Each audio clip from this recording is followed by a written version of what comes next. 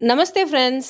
ఇప్పుడు క్యారెట్ అదే గాజర్ సీజన్ కదా! అందుకే నేను పొట్టు గుండు మినపప్పు ఇడ్లీతో గాజర్ కూడా కలిపి క్యారెట్ ఇడ్లీ పిండి తయారు చేశాను. ఈసారి మెంతులు కూడా వేశాను. జనరల్‌గా ఇడ్లీ రవ్వ అంటే అది బియ్యంకి సంబంధించింది కాబట్టి కాస్త అన్‌హెల్తీ అనో లేకపోతే ఇంకేదైనా కన్సర్న్స్ ఉన్నవాళ్ళు కూడా పొట్టు గుండు మినపప్పు, క్యారెట్, మెంతులు వేయటం వల్ల కూడా హెల్తీగా ఇడ్లీ తయారవుతుందని ఆలోచించి తీసుకుంటారని ఇలా ట్రై చేశాను. క్యారెట్ తురుము పెద్దగా వస్తే వెజిటబుల్స్ ఇష్టపడని పిల్లలు ఎవరైనా కూడా ఈ ఇడ్లీ తినకుండా మారం చేస్తారేమో అని క్యారెట్ తురుమును కొబ్బరి తురుముతో చేసే నా ఫుడ్ ప్రాసెసర్లో చేశాను.